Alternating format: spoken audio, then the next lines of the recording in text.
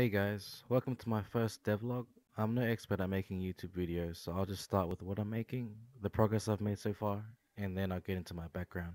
What I'm going for is a post-apocalyptic zombie RPG. Here's what I have so far. Basic movement with a little shake to it, just slapping the Unity's third-person starter set works fine. Dynamic footstep sounds that detect what type of ground you're walking on, then plays the appropriate sound. Smooth head and body movement according to where you're aiming using the Unity rigging and IK.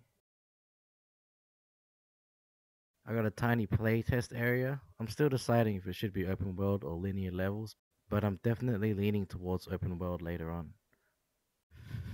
Over 4 weapons to equip and use. Automatic weapon detects when you're holding your trigger, then does a countdown depending on the time set between shots.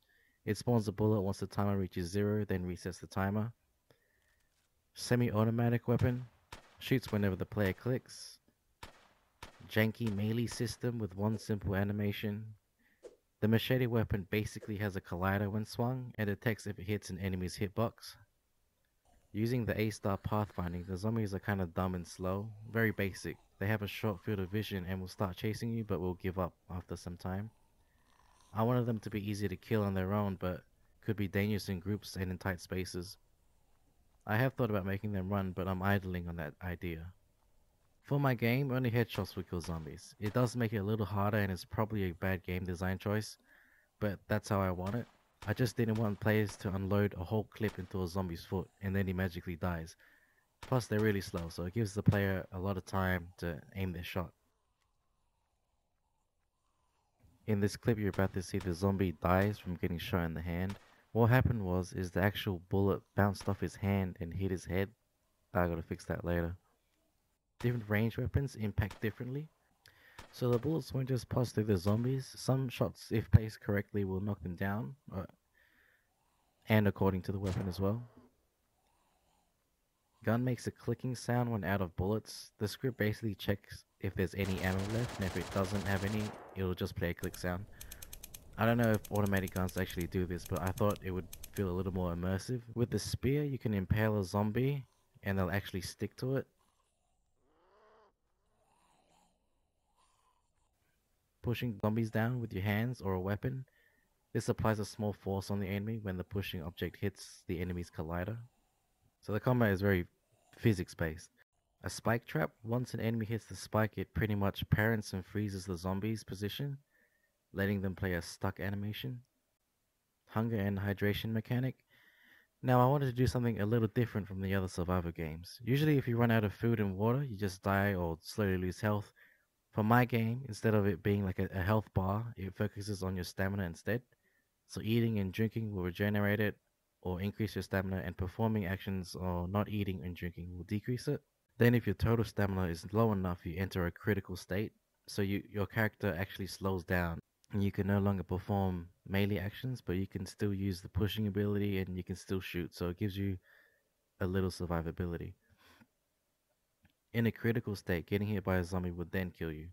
Otherwise, if you have plenty of stamina, your player would just take stamina damage until you reach that critical state. A dodgy homemade Fallout 4 inspired inventory system with item inspector and item sorter. I was thinking about implementing that Tetris grid inventory system like almost every other RPG, but this was way easier for me to code. You can pick up items, drop items, move items around, rotate items, place items. This is a really important part of the game because what I found really enjoyable in other games is being able to move little objects around and place them down like you're organizing your own room. I especially love this in Fallout 4 and Skyrim. I could remember spending hours just placing things down, rotating it, finding little knickknacks, and building shelves to place weapons and food and severed heads, only to load it back in the next day and praying that everything hasn't bounced or fallen through the floor. It was a lot of work to implement saving the exact location and rotation of each object, but I finally got it to work, so I'm really happy about that. I just thought it would be nice for gamers alike to have this. I'm aware that most of the games that have this feature almost always end up slowing the game down or outright crashing at one point. Probably because the game wasn't meant to be played that way, or simply because there's too many objects calculating all the physics at the same time. But we'll cross that bridge when we come to it. Spinning fan, a door that does not close, blocking said door with objects, board up windows with planks, breakable windows, zombie breaking said windows, character customization. There's not much customization you can do, but there's a few. Farming. So far you can plant onions or carrots. Right now you just drop the actual item onto the planter, water it, and then watch it grow. The plant will reach the harvesting state, which you can then take, but if you leave it a little longer, it will start to flower. Harvesting after the flower has finished will give you the seed back so you can replant them. Of course, after I rebalance the game, the plants won't grow this quick. That's pretty much it progress-wise, and now I can bore you with a little bit about me. First of all, I'm not a great programmer. I've been playing around with Uni for a couple of years, on and off, just messing around. I've started projects before but never got around to finishing any. I got basic knowledge of C Sharp, but I still search tutorial videos and seek help on forums for problems. Hopefully making these logs will help me push to finally finishing something. Small projects have always been my aim before, and I've never finished any. So naturally I'm just going to jump out of the pond and into the big ocean and make my dream game. The reason I believe this project might actually reach the finish line is that I actually decided to give outsourcing a go, which is pretty much hiring other people to do things I don't want to do, or buying already made assets for my game. I know, right? It's starting to sound like an asset flip, but I wish I knew this before getting into game dev. At some point, you realize what a game actually is and how it's made. It's more complicated than I thought. Ever wonder why there's so many names in the credits of a game? Each person had a specific job.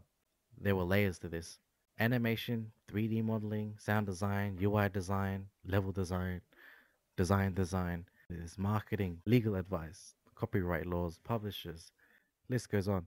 I've always found writing code fun. Writing down some mumble jumble, then pressing the test button and seeing that it works. It feels good. There are times when it's frustrating, but finding solutions to a problem feels like I'm doing something I'm supposed to be doing. So that's the area I really want to focus on. Being the glue that binds everything together, making sure that everything that is supposed to happen actually happens. I have dabbled in a few areas other than programming like Blender, and it's not for me, which is probably why my other projects never seen the light of day, due to my pride of creating everything from the ground up. If I could give one tip since you reached this far into the video, it's know what you like doing and get better at it. Don't get better at something you don't like doing. You'll end up wasting your limited time and draining your energy. And these should be valuable and priceless to you. There are a few knickknacks here and there, but that's pretty much the majority of what I can showcase. If you'd like to find out how I did something, leave a comment below and I'll show you my spaghetti code and cover it in the next vlog. I'm open to suggestions if anyone has any. No guarantee I have the capability to do it, but I'll definitely read it. I'm not much for making YouTube videos or a talker. Not sure if this was nice to watch, but let me know if I should make any improvements on my future vlogs. Should I show more code with each update, or should I have the scenes set to full screen and not showing the Unity interface? Should I be more slow and explanative or quick and quantitative?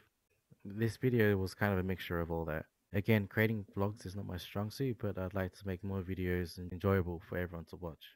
Thanks.